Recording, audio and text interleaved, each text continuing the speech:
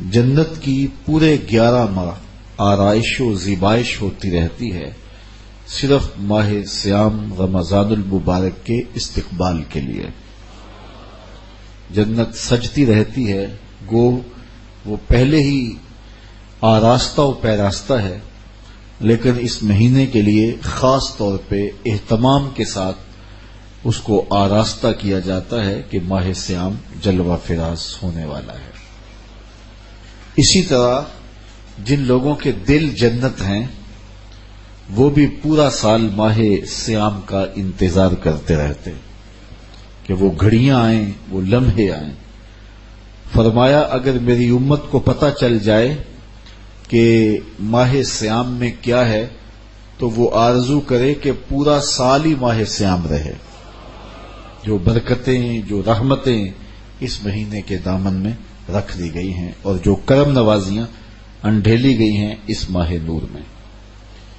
جو آیت کریمہ میں نے آپ کے سامنے تلاوت کی اس میں ارشاد فرمایا گیا، اے ایمان والو تمہارے اوپر روزے فرض کیے گئے جس طرح تم سے پہلوں پہ فرض کیے گئے تھے تاکہ تم متقی بن جاؤ، تمہیں تقوی کا نور نصیب ہو.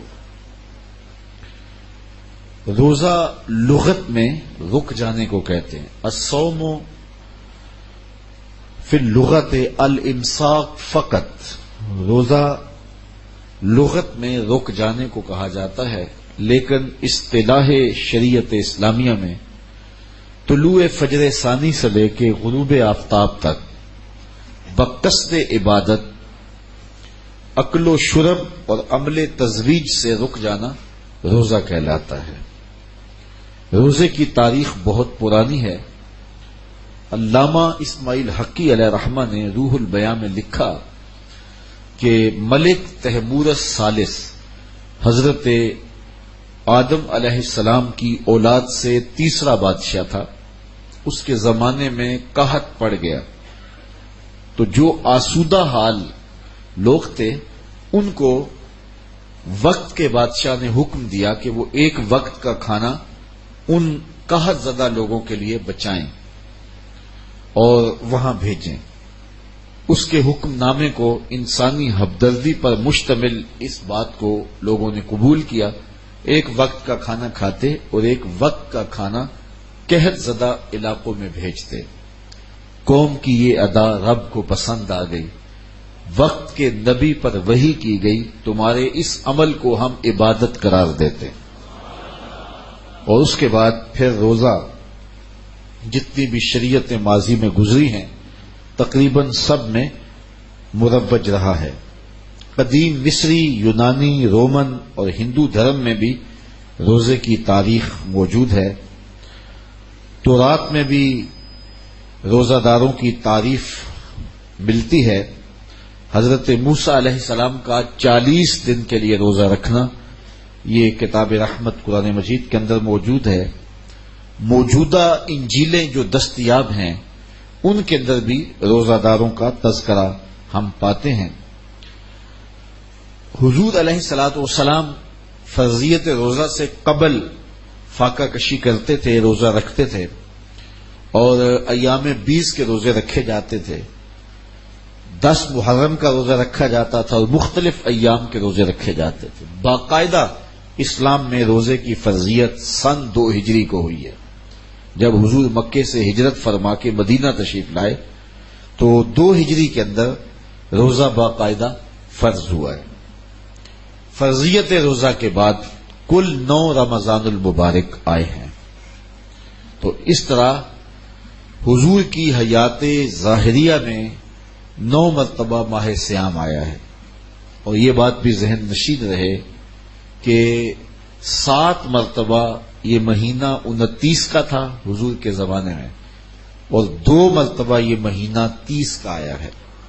تو زیادہ تر ماہ صیام 29 کا آتا ہے. کچھ لوگ پریشان ہو جاتے ہیں یہ پتہ نہیں رویت ہلال کمیٹی والے ایک روزہ کھا گئے ہیں، انہیں کیا غرض اس سے. تو 29 کے روزے زیادہ دور نبوی میں ہوئے ہیں.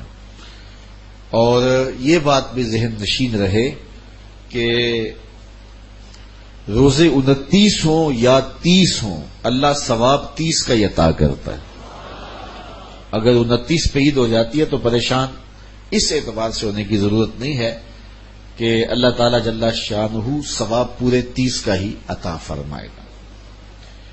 تو روزہ ہم جو رکھتے ہیں اور آنے والا ماہ صیام اس کا ہمیں استقبال کرنا چاہیے، تو یہ روزہ کیوں رکھا جاتا ہے، اس کا مقصد کیا ہے؟ سویر سے لے کر شام تک بھوک اور پیاس کاٹنا آخر کیا مقصد رکھتا ہے؟ جبکہ سب کچھ موجود ہے، یہ خوراک بچاؤ مہم تو ہے نہیں، بلکہ ان دنوں کے اندر مومن کا رزق بڑھ جاتا ہے، رزق میں اضافہ ہو جاتا ہے، اخراجات زیادہ ہوتے ہیں۔ تو پھر جب اخراجات بھی زیادہ ہوتے ہیں، خوراک بھی وافر ہوتی ہے، تو پھر سویر سے لے کر شام تک بھوک کاٹنے کا کیا مقصد ہے؟ اللہ تعالی جل شانہ جو اتنا پیار بندے سے کرتا ہے، وہ کیوں گوارا کرتا ہے کہ میرا بندہ اتنی بھوک کاٹے، اتنی پیاس کاٹے؟ ایک ماں گوارا نہیں کرتی کہ میرا بچہ بھوکا رہے، پیاسا رہے۔ بچہ بھوکا ہو تو ماں تڑپنے لگ جاتی ہے، اور اس کی بھوک مٹانے کے لیے اسے کسی کے گھر میں جا کے مزدوری کرنی پڑے، کسی دہلیز سے جا کے مانگنا پڑے، وہ اس کا پیٹ بجھانے کے لیے سب کچھ کر گزرتی ہے، اور وہ ہر دکھ جھیل لیتی ہے کہ میرا بیٹا کوئی تکلیف نہ سہے، میری اولاد کوئی دکھ نہ سہے۔ تو اولاد کے لیے ماں کے جذبات ہم دیکھتے ہیں، اور ان مراحل سے ہم گزرتا ہوا زمانے کو دیکھتے ہیں۔ تو بیٹے کے لیے ماں بھوک اور پیاس گوارا نہیں کرتی، تو جو 70 ماؤں سے زیادہ پیار کرتا ہے، اس نے کیسے گوارا کر لیا کہ میرا بندہ سویر سے لے کر شام تک بھوکا رہے، پیاس کی شدت کاٹے، بھوک کی شدت کاٹے۔ آج کل 16 گھنٹے لمبا روزہ ہوتا ہے، اور اتنا طویل عرصہ سخت گرمی میں زبان کانٹا ہے، حلق خشک ہے، اور بندہ دریا کنارے ہے، لیکن ایک گھونٹ بھی اٹھا کے نہیں پی سکتا۔ تو یہ کیسے رب نے چاہا جو 70 ماؤں سے زیادہ پیار کرتا ہے؟ ماں تو اس لیے پیار کرتی ہے نا کہ اس نے بیٹے کو جنم دیا ہے، اور اتنا پیار کرتی ہے کہ دنیا کے کسی ترازو پہ ماں کے پیار کو تولا نہیں جا سکتا۔ یہ سڑکوں کے کنارے پہ بڑے بڑے ہیوی کنڈے نصب کر دیے گئے ہیں، جس پر پورے کنٹینر تول لیے جاتے ہیں۔ تو میں کہا کرتا ہوں، آج تک مجھے کوئی ایسا کنڈا نہیں ملا جس پر ماں کے پیار کو بھی تولا جا سکے۔ اللہ نے اس کے سینے میں پیار رکھا ہے، تڑپتی ممتا رکھی ہے، اولاد کے لیے وہ جذبات رکھے ہیں کہ دنیا کے کسی ترازو پہ اس کا وزن نہیں کیا جا سکتا۔ پھر دوسری بات، آج بازار جائیں تو کوئی شے بھی آپ کو خالص نہیں ملتی، لیکن ماں کا پیار آج بھی کھرا ہے، ماں کا پیار آج بھی سچا ہے، اولاد کے لیے اس کے جذبات آج بھی جو ہیں وہ بالکل کھرے ہیں۔ اولاد کا پیٹ پالنے کے لیے کسی کے گھر کے برتن مانجنے پڑے تو ماں اس سے بھی گریز نہیں کرتی۔ شہر میں آ کر پڑھنے والوں بھول گئے ہو کس کی ماں نے کتنا زیور بیچا ہے۔ مائیں اولادوں کے لیے کیا کیا پاپڑ نہیں بیلتی، کیا کیا دکھ نہیں سہتی، خود گیلے بستر پہ لیٹ جاتی ہیں اور بیٹے کو خشک جگہ پہ لٹاتی ہیں، اور اذیت سہتی ہیں، دکھ سہتی ہیں، خود پیاس اور بھوک برداشت کر لیتی ہیں، لیکن اولاد کو جو ہے وہ بھوک اور پیاس ان کی برداشت نہیں کر پاتی ہیں۔ یہ ان کے سینے میں اولاد کا پیار ہے۔ تو اولاد کے ساتھ ماں باپ کو اتنا پیار کیوں ہے؟ تو اس کا جواب ایک ہی ہے، اس لیے کہ ماں نے بچے کو جنم دیا ہے۔ تو اس جملے پہ آپ کی توجہ چاہوں گا، جس نے جنم دیا ہے وہ اتنا پیار کرتی ہے، تو جس نے خلق کیا ہے وہ کتنا پیار کرتا ہو۔ ماں نے جنم دیا ہے، تخلیق نہیں کیا، تو جنم دینے والی کا پیار اس کا ٹھکانہ نہیں، اور جس نے خلق کیا ہے اس کی محبت کا عالم کیا ہوگا۔ تو ماں گوارا نہیں کرتی تو رب نے کیسے گوارا کر لیا؟ اس مسئلے کو سمجھنے کے لیے پھر دوبارہ ماں کی گود میں آنا پڑے گا۔ بیٹا بیمار ہو گیا، ماں اٹھا کے اس کو ڈاکٹر کے پاس لے گئی۔ ڈاکٹر نے کہا کہ اسے یہ دوائی دو، یہ سیرپ پلاؤ، ٹھیک ہو جائے گا۔ اب سیرپ کڑوا تھا، بچہ پیتا نہیں، ماں نے اس کو زبردستی لٹایا، اس کا منہ کھولا اور سختی سے اس کے منہ کے اندر کڑوے سیرپ کے چمچ انڈھیل رہی ہے۔ کیا ماں صفاق ہو گئی؟ ماں کا پیار چھن گیا؟ اس کی ممتا کہیں رخصت ہو گئی؟ وہ جو بیٹے کی آنکھ میں ایک آنسو بھی گوارا نہیں کرتی تھی، تڑپ جاتی تھی، بیٹا چیخ رہا ہے، رو رہا ہے، ماں زبردستی اس کا منہ پکڑ کے کڑوا سیرپ اس کے حلق میں ٹپکا رہی ہے، تو اس کا جواب یہ ہے کہ ماں صفاق نہیں ہوئی، ماں ظالم نہیں ہوئی، اس کی ممتا نہیں چھنی، بلکہ بیٹا نہیں جانتا، ماں جانتی ہے۔ یہ چند لمحوں کی کڑواہٹ ہے، چند گھڑیوں کی تکلیف ہے، اس کا نتیجہ شفا کی صورت میں برآمد ہوگا۔ ماں کی نظر اس تڑپنے پہ نہیں جو اس کا نتیجہ ہے، ماں کی نگاہیں اس پہ لگی ہوئی ہیں، اور بیٹے کے پیار کی وجہ سے وقتی طور پہ اس کا یہ تڑپنا وہ گوارا کر دیتی ہے۔ جو 70 ماؤں سے زیادہ پیار کرتا ہے وہ جانتا ہے یہ چند لمحوں کی بھوک اور پیاس ہے، لیکن نتیجہ بڑا خوبصورت ہے، لعلکم تتقون، تقوی کا نور نصیب ہو جائے گا۔ یہ بھوک کاٹ لے گا، پیاس کاٹ لے گا تو اس کو تقوی مل جائے گا۔ اب سوال کھڑا ہوا کہ بھوک اور پیاس کاٹنے سے تقوی کیسے ملتا ہے؟ بھوک کاٹیں گے، پیاس کاٹیں گے تو تقوی ملے گا۔ تو اس بات کو سمجھنے کے لیے ایک مختصر تمہید سمجھنا ہوگی، اور وہ یہ ہے کہ ہمارے دو دشمن ہیں جو ہمیں جادہ مستقیم سے ہٹانے کے لیے دن رات کوشاں ہیں۔ ایک کا نام نفس ہے، دوسرے دشمن کا نام شیطان ہے۔ دونوں دشمن ہمیں جادہ حق سے ہٹانے کے لیے دن رات سرگرم عمل ہیں۔ اب دیکھیے وہ دو دشمن کون سے ہیں؟ ایک ہے نفس اور دوسرا دشمن ہے ہمارا شیطان۔ اب ان دونوں دشمنوں سے بڑا دشمن کون سا ہے؟ نفس بڑا دشمن ہے یا شیطان بڑا دشمن ہے؟ تو میں کہوں گا کہ جب شیطان بنا اور اس کو شیطان بنایا تو اس وقت کوئی دوسرا شیطان تو نہیں تھا جس نے شیطان کو شیطان بنایا، وہ نفس تھا جس نے شیطان کو شیطان بنایا۔ اندر سے اٹھا اور کہا آنا خیر منہ، میں بہتر ہوں۔ جب اللہ تعالیٰ نے کہا نا کہ میرے آدم کو سجدہ کر، تو شیطان کے اندر سے نفسانیت اٹھی اور اس نے کہا آنا خیر منہ، میں بہتر ہوں اس سے۔ خلقتنی من نار وخلقتہ من طین، مجھے تو نے آگ سے بنایا ہے اور اس کو تو نے مٹی سے بنایا ہے، آگ مٹی سے افضل ہے، افضل مفضول کو سجدہ کیوں کرے؟ تو اندر سے جو پھوٹا وہ نفس تھا جس نے کہا آنا خیر منہ، میں بہتر۔ تو یہ میں تھی، یہ نفس تھا جس نے شیطان کا بیڑا غرق کر دیا۔ ایک بزرگ تھے، ساری زندگی وہ زبان پر میں کا لفظ نہیں آنے دیتے تھے۔ وہ فرماتے تھے اسی لفظ نے شیطان کا بیڑا غرق کیا، تو یہ لفظ زبان پہ نہیں آنے دوں گا۔ جب کوئی بات کرنا ہوتی تو کسی اور لفظ سے تعبیر کرتے، اور انہوں نے اس بات کا التزام کیا کہ یہ لفظ زبان پہ نہ آئے۔ اچھا ایک شخص نے سنا تو اس نے کہا لو ان کی زبان پہ میں کیوں نہیں آتا، میں جاتا ہوں ان کی زبان پہ یہ لفظ آئے ہی آئے۔ اپنی ڈیوٹی ہوتی ہے نا، اپنا کام ہوتا ہے۔ تو بزرگوں کے پاس چلے گئے، وہ بیٹھے ہوئے تھے، نماز کا وقت قریب تھا۔ کہا حضرت ایک مسئلہ پوچھنے آیا ہوں۔ کہا پوچھیے۔ کہا کہ شیطان کو کس چیز نے برباد کیا تھا؟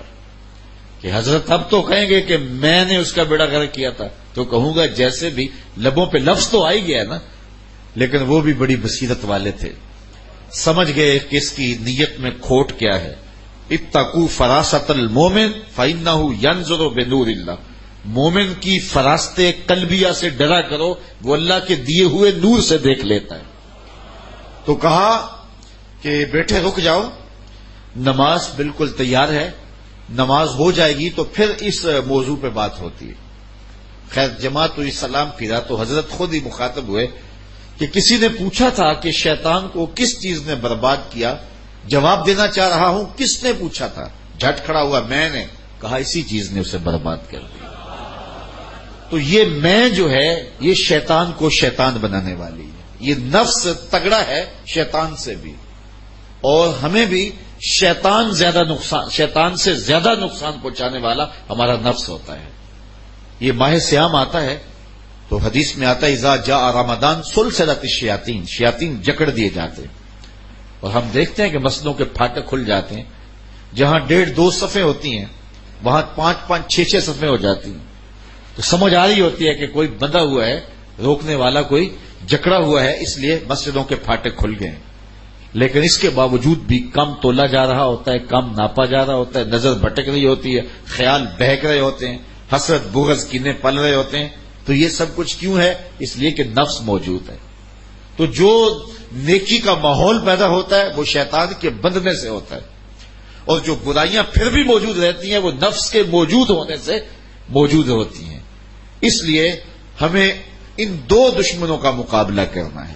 ماہ سیام میں آسانی یہ ہوتی ہے کہ ہمارا ایک دشمن بند گیا، اب مقابلہ 1 to 1 ہو گیا، مقابلہ آسان ہو گیا. صرف نفس کا ہم مقابلہ کر لیں تو پھر شیطان چھوٹ کر بھی ہمارا کچھ نہیں کر سکتا. اس لیے کہ اصل شیطان کو راستہ ہی نفس دیتا ہے.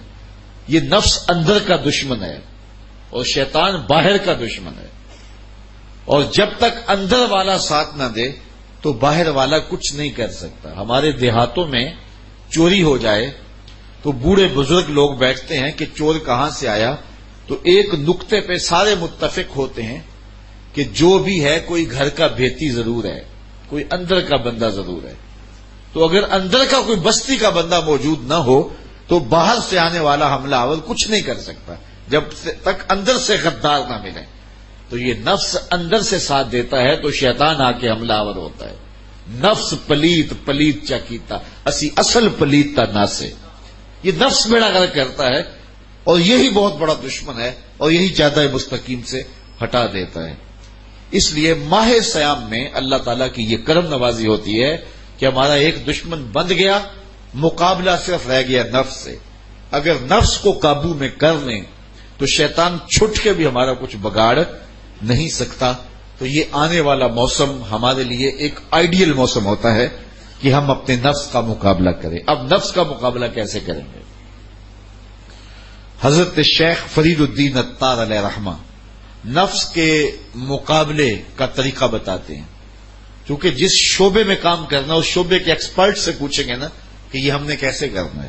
تو شیخ فرید الدین وہ فرید الدین کہ علامہ اقبال جسے روحانی مرشد مانتے ہیں، رومی علیہ رحمہ، وہ شیخ فرید الدین کے بارے میں بولتے ہیں ہفت شہر عشق را عطار گشت ماں ہنوز اندر خمے یا کوچ عام.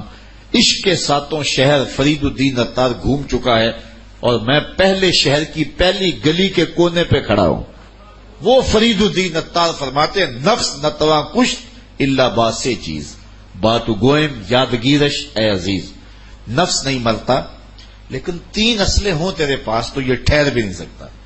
وہ 3 اسلحے کون سے ہیں جس سے نفس کو مارا جا سکتا ہے؟ فرمایا خنجر خاموشی و شمشیر جو نیزائے تنہائی و ترک ہجو. خاموشی کا خنجر، بھوک کی تلوار اور تنہائی کا نیزہ. یہ 3 اسلحے اگر تیرے پاس ہوں تو پھر نفس قابو چڑھ جائے تو پھر وہ بچ نہیں سکتا. تو ماہ سیام میں بھوک سے نفس کشی کی مشق کرائی جاتی ہے. خاشاک دبتی ہے بھوک سے. رسول کریم نے فرمایا یا معاشر الشباب من استطاع منکم الباء فلیتزوج فانہ اغض للبصر واحسن للفرج فمن لم یستطع فعلیہ بالصوم فانہ لہ وجاء. اے جوانوں کے گروہ، تم میں سے جو نکاح کرنے کی طاقت رکھتا ہے وہ دیر نہ کرے، جلدی نکاح کر لے. اور اگر کوئی نکاح کرنے کی فی الحال مالی استطاعت نہیں رکھتا تو وہ کثرت کے ساتھ روزے رکھے، اس لیے کہ روزے شہوات کو توڑتے. تو نفس کشی کا بہترین ذریعہ جو ہے وہ بھوک ہے، خاموشی ہے اور تنہائی ہے. یہ 3 چیزیں نفس کو مارتی ہیں. اسی لیے حضور نے ارشاد فرمایا من لم یدع قول الزور والعمل به، جس نے جھوٹ اور جھوٹے کام نہیں چھوڑے اس کے بھوکا اور پیاسا رہنے کی اللہ کو ضرورت نہیں ہے. تو وہ تنہائی اختیار کرے، وہ تلاوت کلام مجید کی کثرت کرے، وہ تقویت دے اپنی روح کو، اپنے باطن کو، اور نفس کو کمزور کرے. اب شیطان چھٹ کے بھی اس کا کچھ بگاڑ نہیں سکتا. لیکن اگر ہم نے نفس کا مقابلہ نہیں کیا ہے تو پھر شیطان تو جو ہے وہ پیچ و تاب کھاتا ہے کہ یہ جو تم ٹوپیاں پہن کے مسجدوں میں جا رہے ہو نا، یہ جو تم اب تہجد بھی نہیں چھوڑتے ہو، اب تم 20 تراویحاں پڑھتے ہو، ذرا چھوٹ لو تم سے نپٹوں گا، عید کے دن ہی وہ تماشے کرواؤں گا کہ دنیا دیکھے گی. تو وہ غصے سے پیچ و تاب کھا رہا ہوتا ہے اور عید کے دن ہی حملہ آور ہو جاتا ہے، بلکہ رات کو ہی حملہ آور ہو جاتا ہے. عشاء کی نماز میں چاند چڑھنے کے بعد لوگ سکڑ جاتے ہیں. تو اگر نفس اصلاح پذیر ہو گیا تو شیطان چھٹ کے بھی کچھ نہیں کر سکے گا، اور اگر نفس کی طرف ہم نے توجہ نہ کی تو وہ چاند رات ہی ہمارا سب کچھ لوٹ لے گا. جتنے جرائم چاند رات میں ہوتے ہیں، جتنی جیبیں چاند رات میں کٹتی ہیں، جتنی بد نظریاں اور بد نگاہیاں چاند رات میں ہوتی ہیں، تو اتنے پورے سال نہیں ہوتی ہیں. تو وہ بدلہ لیتا ہے، وہ غصے سے پیچ و تاب جکڑا ہوا کھا رہا ہوتا ہے، میں چھوٹ لوں تمہارے ساتھ نپٹوں گا.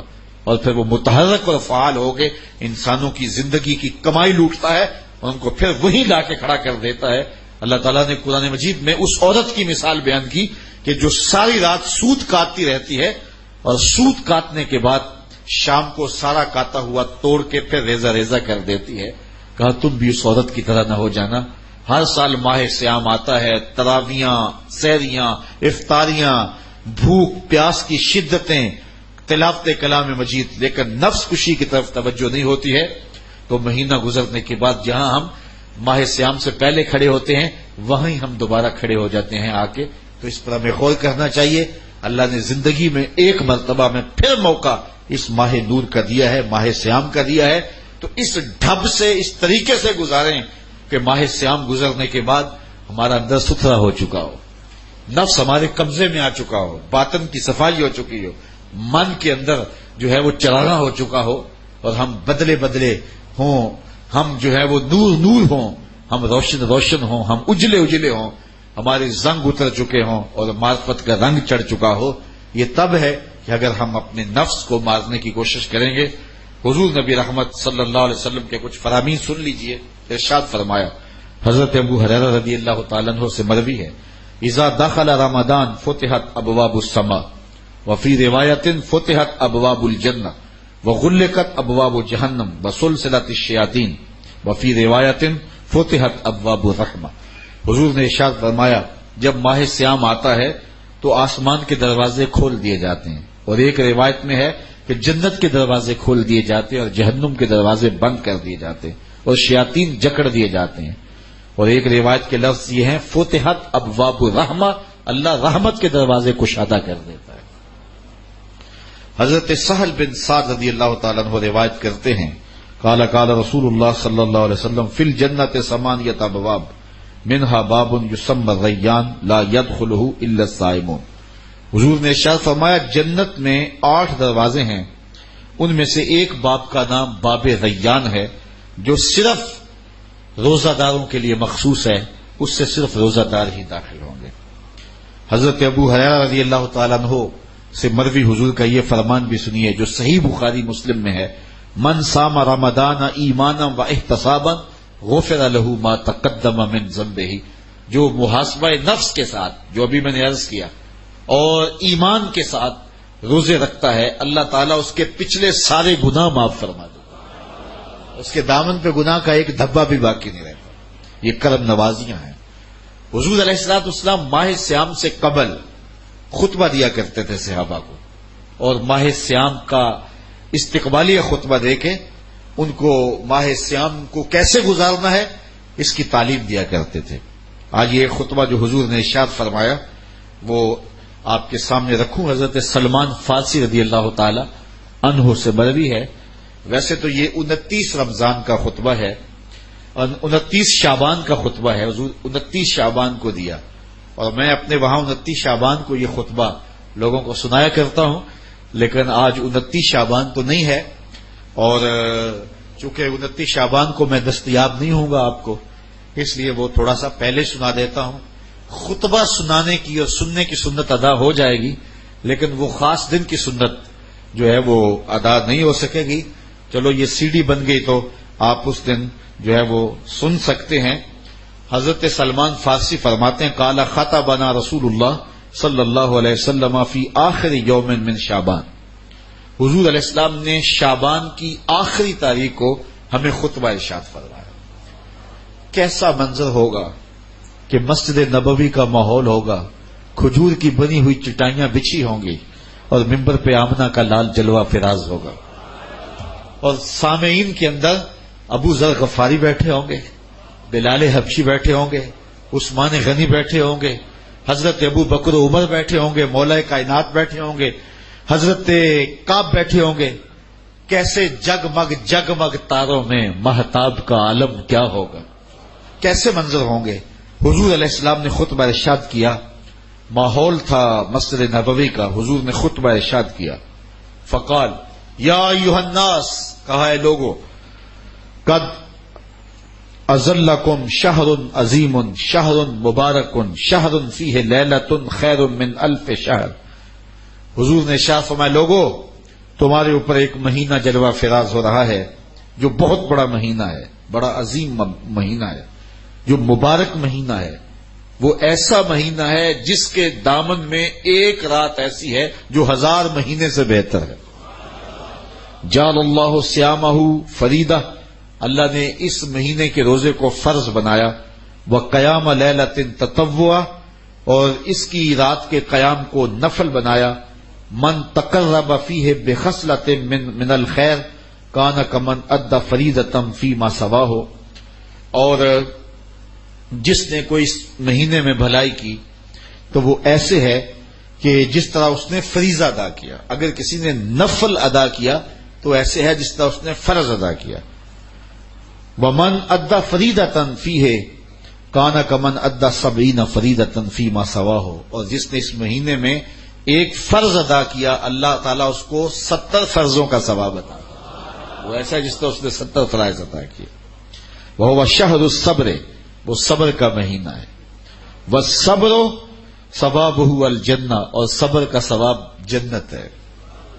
وشہر المواسات، ایک دوسرے سے پیار کرنے کا، ہمدردی کرنے کا مہینہ ہے، دکھ بانٹنے کا مہینہ ہے، لوگوں سے محبت کرنے کا مہینہ ہے. وشہر یزاد فیہ رزق المومن، یہ وہ بابرکت مہینہ ہے جس میں مومن کا رزق بڑھا دیا جاتا ہے.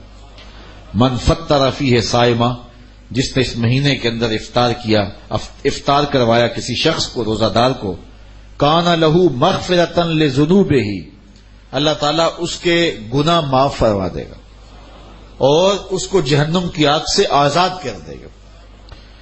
وکان لہ مثل اجرہ، اور روزہ رکھنے والے کو جتنا اجر ملا روزہ افطار کروانے والے کو بھی اتنا ہی اجر دیا جائے گا.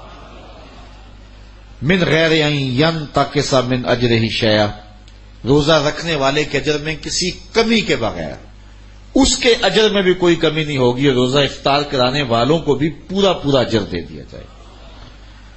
قلنا یا رسول اللہ صلی اللہ علیہ وسلم، صحابہ فرماتے ہیں ہم نے عرض کی، اے اللہ کے پیارے حبیب، لیسا کلنا ناجد ما نفطر بہ الصائم، ہم میں سے سارے تو ایسے نہیں ہیں کہ جو روزہ دار کو روزہ افطار کروا سکے، غریب لوگ بھی ہیں، مسکین لوگ بھی ہیں، تو سارے لوگ تو ایسے نہیں ہیں کہ جو روزہ دار کا روزہ افطار کروا سکے. تو حضور نے کیا ارشاد فرمایا، سنیے. فقال رسول اللہ صلی اللہ علیہ وسلم یؤتی اللہ ھذا الثواب، اللہ تعالیٰ یہ روزہ افطار کروانے کا ثواب عطا کرتا ہے. من فطر صائما، جو کسی کو افطار کروائے، علی مسقط لبن، دودھ کے ایک گھونٹ سے، او تمرۃ، یا ایک کھجور سے، او شربۃ من ماء، یا پانی کے ایک گھونٹ سے. لازمی نہیں ہے کہ بہت سموسے پکوڑے بہت کچھ پڑے ہوئے ہوں اور بڑی فرنیاں شرنیاں ہوں، نہیں، اگر صرف ایک گھونٹ پانی کا پلا دیا، ایک لسی کا گھونٹ پلا دیا، ایک کھجور کھلا دی، تو حضور نے ارشاد فرمایا اللہ اس کو بھی پورا روزہ افطار کرنے کا ثواب عطا فرمائے. اور آگے فرمایا واشبع صائمن، اور جس نے شراب ہو کے کھلایا، اس کو صحیح پوری فل افطاری کروائی، تو اس کا اجر کیا، سقاہ اللہ من حوضی شربۃ لا یظمأ حتی یدخل الجنہ. حضور فرمایا اللہ اس کو حوض کوثر سے جام پلائے گا یہاں تک کہ وہ جنت میں داخل ہو جائے گا، اور جنت میں داخل ہونے تک 50,000 سال کا دن ہوگا، اس کو دوبارہ پیاس بھی نہیں لگے گی. جب جام کوثر مل گیا، جس نے ایک گھونٹ بھی پی لیا، اس کو پھر پورا حشر کا دن پیاس نہیں لگے گی. وَهُوَ شَهْرٌ أَوَّلُهُ رَحْمَةٌ، فرمایا یہ وہ مہینہ ہے جس کا پہلا عشرہ رحمت ہے. وَأَوْسَطُهُ مَغْفِرَةٌ، اور جس کا درمیان والا حصہ مغفرت ہے، وآخرہ عتق من النار، اور آخری اشرا جہنم سے آزادی کا پروانہ ہے۔ اور آگے ارشاد فرمایا ومن خفف عن مملوکہ فیہ، جس نے اپنے مزدور کو، اپنے غلام کو، اپنے ملازم کو، اپنے ماتحت کو آسانی دی، تخفیف دی، نرمی کی، اس سے تھوڑا کام لیا، غفر اللہ لہ وآتقہ من النار، اللہ اس کے گناہ بھی بخش دے گا اور اس کو جہنم کی آگ سے آزادی بھی عطا فرمائے گا۔ تو یہ وہ بابرکت مہینہ ہے جو اللہ کی رحمتوں اور کرم نوازیوں کا نور ہے۔ حضور علیہ الصلوۃ والسلام نے ارشاد فرمایا لکل شیء زکات وزکات الجسد الصوم، ہر شے کی ایک زکات ہوتی ہے، مال کی زکات بھی ہے، پھل کی زکات بھی ہے، فصل کا عشر بھی ہے، ہر شے کی زکات ہوتی ہے۔ جسم کی زکات روزہ ہے، تو روزہ جسم کی زکات ہے، باطن کا تزکیہ ہے، من کا چراغاں ہے، نفس کی سرکوبی ہے، شیطان سے بچاؤ کا ذریعہ ہے، اور دوزخ سے ڈھال ہے، اللہ کی رحمتوں کا حقدار کرتا ہے اور اس کی کرم نوازیاں ہمیں نصیب کرتا ہے۔ خوش نصیب ہیں وہ لوگ جو ماہ سیام کو پورے خشوع و خضوع سے گزارتے ہیں۔ ایک اور روایت کے لفظ سنیے، حضور نے ارشاد فرمایا الصیام والقرآن یشفعان للعبد، قرآن اور رمضان روزہ قیامت کے دن بندے کی شفاعت کریں گے، قرآن بھی شفاعت کرے گا اور روزہ بھی شفاعت کرے گا۔ یقول الصیام اے رب انی منعتہ الطعام والشہوات بالنہار فشفنی فیہ، کہے گا مالک میں اس کو کھانے سے روکا، میں اس کو پینے سے روکا، میں اس کو شہوات بدنیاں سے روکا دن کو، میری شفاعت اس کے حق میں قبول کر لے۔ ویقول القرآن، قرآن کہے گا منعتہ النوم باللیل، اے مالک میں نے رات کو سونے سے روکا، ساری رات کھڑے ہو کے تراویح سنتا رہا، سحری کے وقت اٹھ کے قرآن پڑھتا رہا، فشفنی فیہ، تو میری شفاعت اس کے حق میں قبول کر لے۔ فیشفعان، اللہ رمضان کی شفاعت بھی قبول کر لے گا اور اللہ تعالیٰ جل شانہ قرآن کی شفاعت بھی قبول کر لے گا اور اللہ تعالیٰ اس شخص کو جنت عطا فرما دے گا۔ تو اس مہینے کے اندر کثرت کے ساتھ صدقات کریں، کثرت کے ساتھ خیرات کریں، کسی کا دل نہ دکھائیں، جھوٹ نہ بولیں، اپنی نظر کی حفاظت کریں۔ ہم پانی نہیں پیتے کہ اللہ دیکھ رہا ہے، کھانا نہیں کھاتے اللہ دیکھ رہا ہے، تو جھوٹ بولنے سے قبل بھی سوچیں کہ جو کھانا کھاتے دیکھ رہا ہے وہ جھوٹ بولتے بھی دیکھ رہا ہے، جو کھانا کھاتے دیکھ رہا ہے، جو پانی پیتے دیکھ رہا ہے، وہ رشوت لیتے بھی دیکھ رہا ہے، وہ نظر کو بھٹکتے بھی دیکھتا ہے، خیال کو بہکتے ہوئے بھی دیکھتا ہے۔ تو اس مہینے میں خاص طور پہ اس مہینے کو اللہ کی رحمتوں اور کرم نوازیوں کی لوٹ سے لگی ہوتی ہے۔ اس مہینے کے اندر رحمتوں کے میਂہ برس رہے ہوتے ہیں، خوش نصیب ہیں جو اس مہینے کو عقیدت سے، محبت سے، پیار سے گزارتے ہیں۔ اللہ آپ سب کو اس مہینے کی برکت نصیب فرمائے۔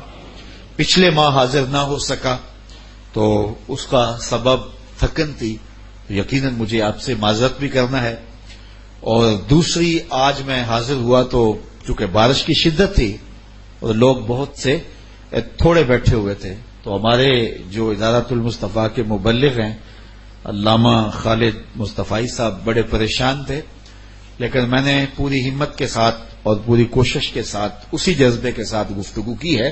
خیر لوگ بھی بعد میں جڑ گئے، تو یہ ایک پریشانی فطری ہوتی ہے، لیکن وہ ایک زمانہ تھا کہ ہمارے وہ گجرانوالہ میں ایک بہت بڑا اجتماع ہم نے ارینج کیا، تو بارش ہو گئی تو کچھ لوگ بہت زیادہ افسردہ ہوئے، تو میں نے ان کو کہا کہ اللہ تعالیٰ رب العالمین ہے، صرف آپ کا رب نہیں سب کا ہی رب ہے، تو ہو سکتا ہے کسی شخص کو خوشی بھی ہوئی ہو، تو اس لیے پریشان ہونے کی ضرورت نہیں ہے۔ اللہ تعالیٰ اپنی رحمتیں اپنے بندوں پہ نازل کرتا ہے اور اس طرح بھی بندوں کا امتحان ہوتا ہے۔ تو یہ آج کا اجتماع اللہ کی توفیق سے اختتام کو پہنچا۔ میں آپ کی دعاؤں کے ساتھ یہ اعلان کرتا ہوں کہ انشاءاللہ ماہ سیام میں اللہ نے چاہا تو حسب سابق امسال بھی 5 روزہ درس قرآن ہوگا، جس کا باہر انہوں نے وقت دیا ہے۔ امید ہے کہ اسی وقت پہ، چونکہ میرا ایک جو ہے وہ سفر ہے، اسی وجہ سے شاید کوئی 2-4 دن آگے پیچھے ہو، لیکن غالب گمان یہی ہے کہ انشاءاللہ العزیز اسی ڈیٹ پہ 5 روزہ درس قرآن ہوگا اور مختلف عنوانات سے آپ روزانہ آ کے سنیں گے پچھلے سال جس شوق و محبت کے ساتھ آپ تشریف لائے، میری مائیں بہنیں بیٹیاں آتی رہیں، اللہ سب کو جزائے خیر عطا فرمائے۔ ایک توجہ میں نے آپ کی دلانی تھی، خاص طور پہ وہ آج تک میں نے آپ کو دلائی تو نہیں، لیکن وہ اس لیے دلا رہا ہوں کہ آپ محروم نہ رہ جائیں۔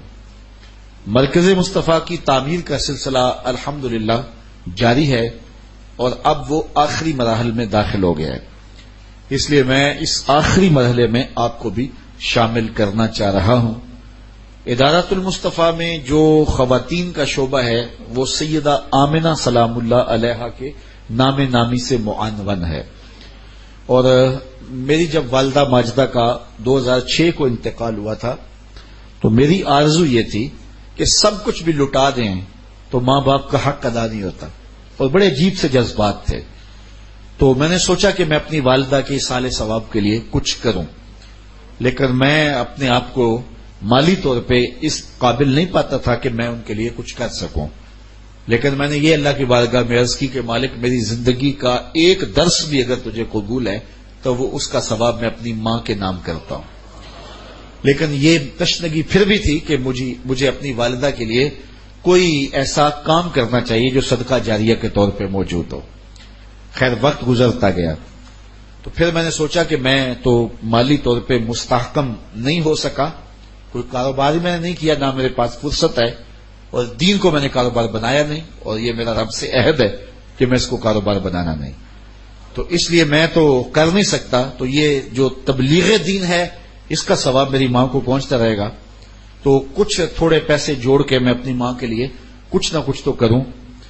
تو پھر میں نے سوچا کہ میں لوگوں سے فنڈ کیوں مانگوں، تو میں ایسا کرتا ہوں کہ حضور کی ماں کے نام سے کچھ کروں، اور پھر حضور کی والدہ کے قدموں میں اپنی ماں کو بٹھاؤں، تو حضور کی ماں کے صدقے سے اللہ میری ماں کی بھی مغفرت کرے۔ تو میں کثرت سے ایک دعا مانگتا تھا، اللہم اغفر لأمی بحرمت ام نبی کا، اے اللہ اپنے نبی